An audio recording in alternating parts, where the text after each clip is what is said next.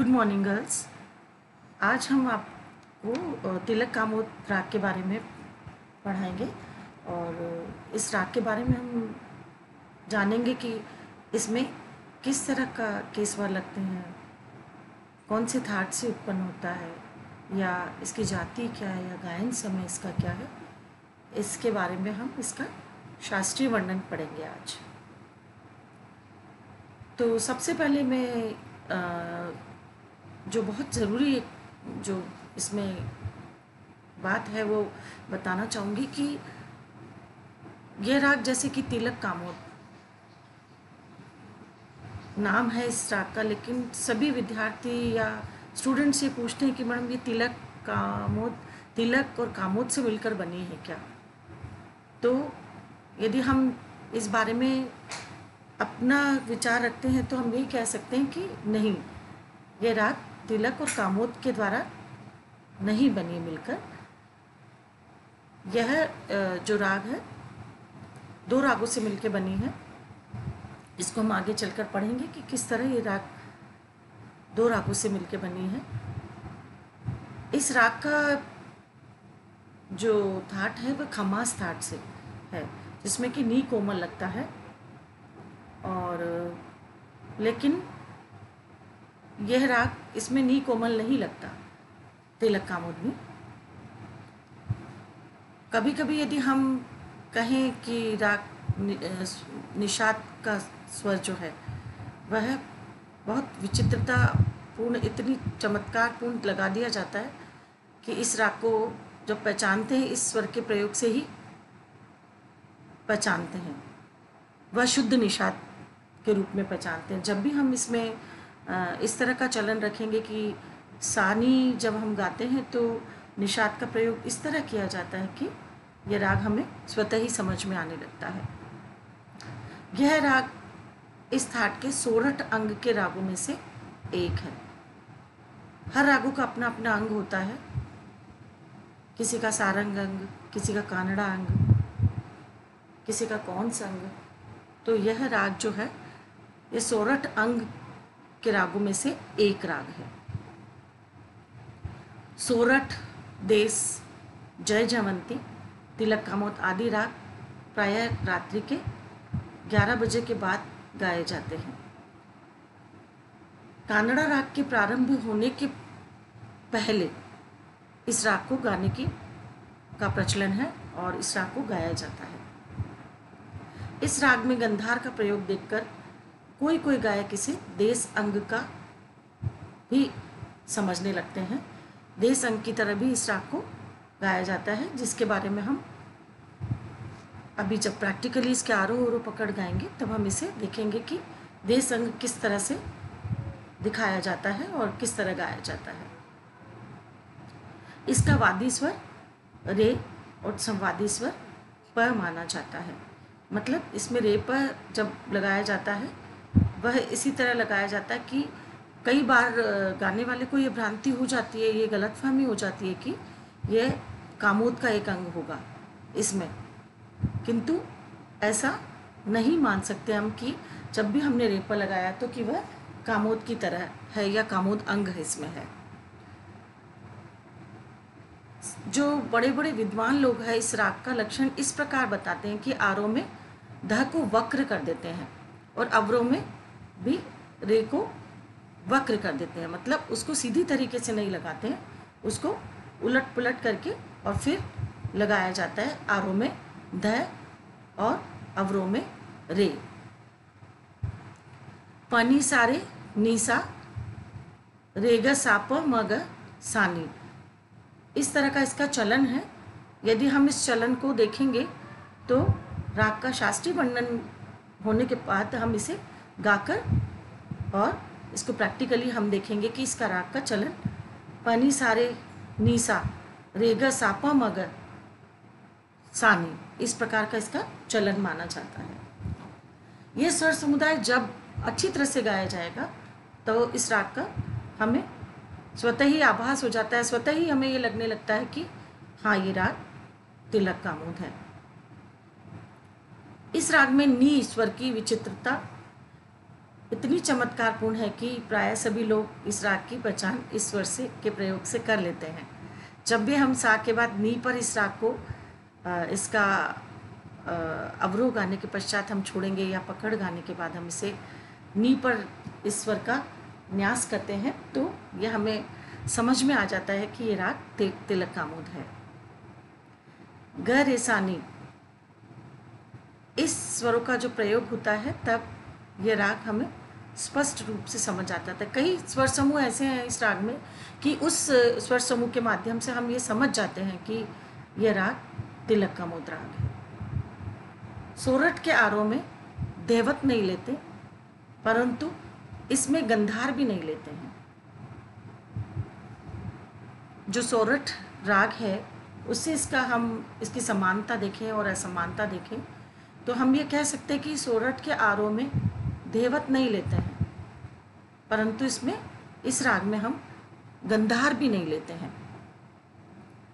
देश में ये सभी स्वर लिए जाते हैं, गैसा भी लिए जाते हैं और हम यदि कह दें कि निषाद भी लिया जाता है और धैवत भी लिया जाता है, परंतु नी का ऐसा प्रयोग वहाँ नहीं होता। खंबावती की पकड़ गमसा है तथा अवरोह में ध वर्जित नहीं है। यदि हम खंबावती राग की बात करें तो उसमें गमसा इस प्रकार से उसका चलन है तथा अवरोह में ध वर्जित नहीं है।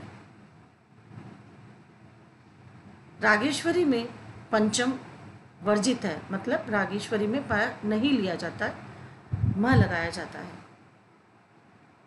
दुर्गा राग में रेपा स्वरों की संगति नहीं होती है और तिलंग में रेधा स्वर नहीं लगाए जाते हैं। इस प्रकार ये सभी राग तिलक कामोद से अलग हो जाते हैं।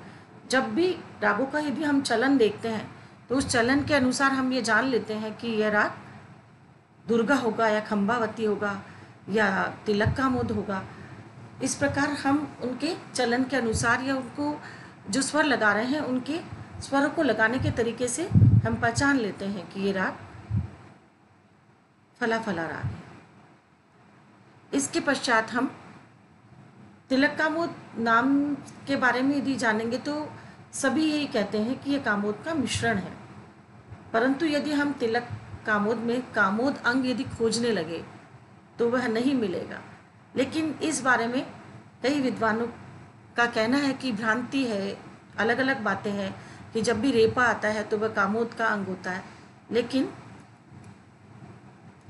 ऐसा कथन जो कहते हैं कि रेपा की जो संगति वो कामोद राग से आती है, इस राग में आती है, तो यह तो सत्य तो है कि आती है, लेकिन जिस प्रकार गौड़ सारंग राग में सारंग अंग नहीं होता उसी प्रकार तिलक कामोद में कामोदांग नहीं होता।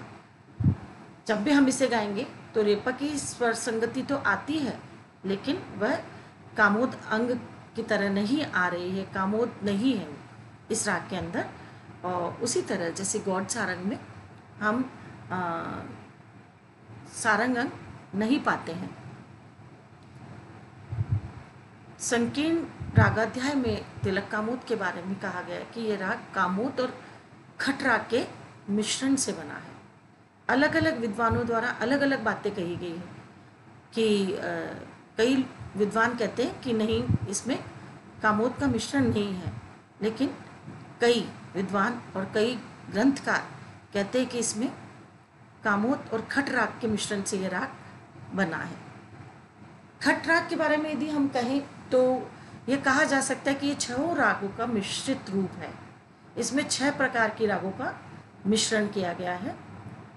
ऐसी दशा में ग्रंथों की दृष्टि से तिलक कामोद का रूप हमें निश्चित करना अत्यंत कठिन महसूस होता है। इसका विस्तृत विवरण प्राचीन ग्रंथों में हमें मिलता है। दक्षिण के और ग्रंथों में भी यह कहीं नहीं कहा गया है। यह राग अत्यंत मधुर और बहुत ही सुरीला राग है और बहुत प्रचलित राग है, प्रसिद्ध राग है। शुद्र प्रकृति का राग होने के कारण इसमें ज़्यादातर ठुमरी और दादरा इस तरह की ख्याल रचनाएं इस तरह की रचनाएं गाई जाती हैं। गायन शैलियाँ ये हमारी है कि ठुमरी और दादरा।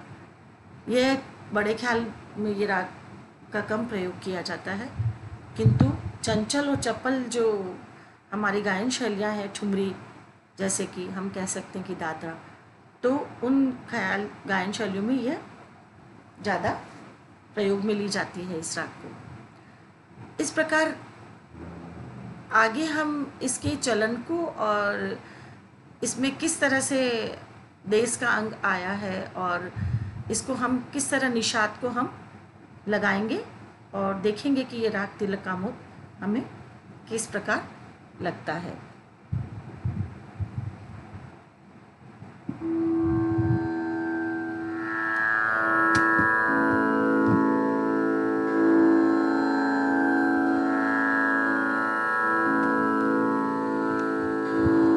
इसके बाद हम इसके आरोह अवरोह और पकड़ के बारे में जानेंगे कि वो किस तरह गाया जाएगा।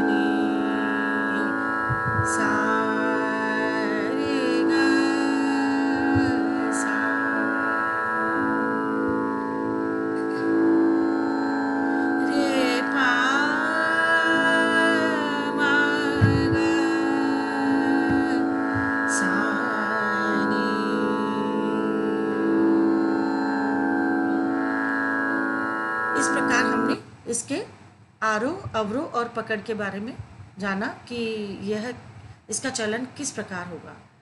यदि हम कहें कि जब भी इस राग में गस आया है वह देश की तरह से आया है, तो वह इस प्रकार समझा जाएगा।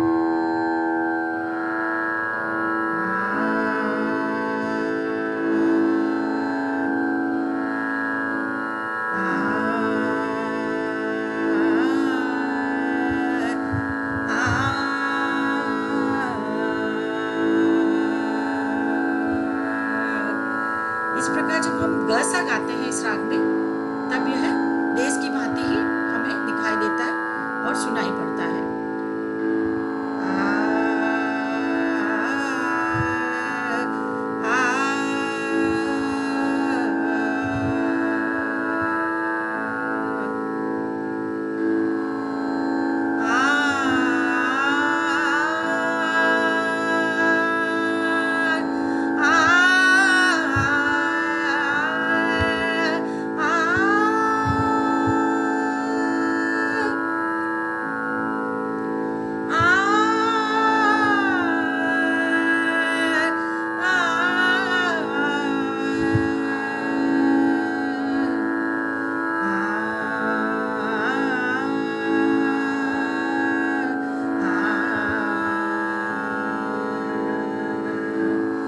इस प्रकार जब भी निषाद आया है हमने उसको स्वतंत्र रूप से छोड़ दिया, वापस से हम उसे सा पर नहीं आए और वहीं छोड़ दिया हमने उसको नी को।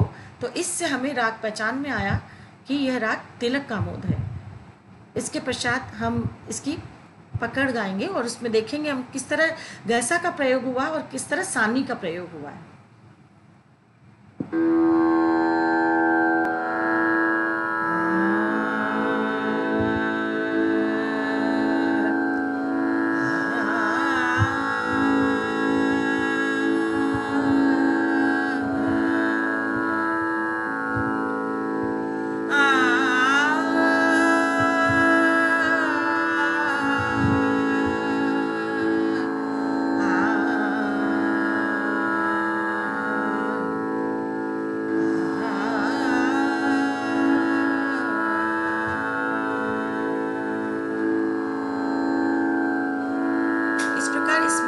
जब भी निषाद को लगाया गया है वह इस प्रकार लगा है कि स्वतंत्र रूप से उसको छोड़ दिया गया है।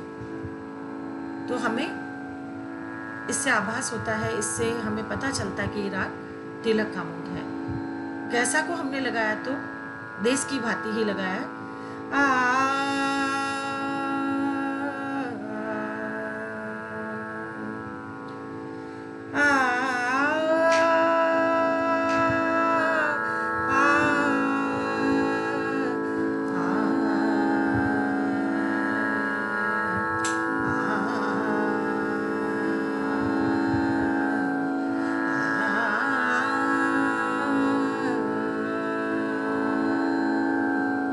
इस प्रकार जब भी हम गैसा आएंगे इसे लगाएंगे, और जब भी हम सानी आएंगे तो इसमें सानी को भी हम इसी प्रकार से बार बार लगाएंगे, ताकि हमें यह महसूस हो सके कि ये राग तिलक कामोद है। इसके चलन को हम जान सकें अच्छी तरह से। इसका आरोह अवरोह पकड़ मैं आपको आकार में गाकर बताती हूँ। आपको इसी प्रकार इसे प्रैक्टिस करनी है।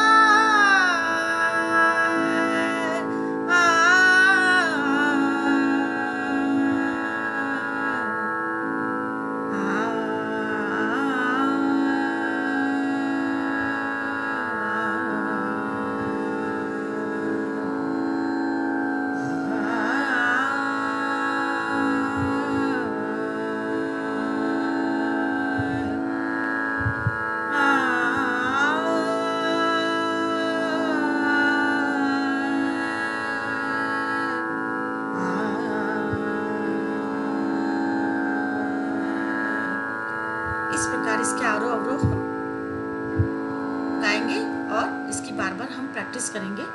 आज हमने इसका तिलक कामोद का शास्त्रीय वर्णन और इसके आरोह अवरोह पकड़ के बारे में जाना।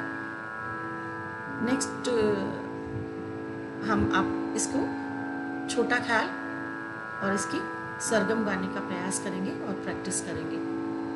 Thank you so much.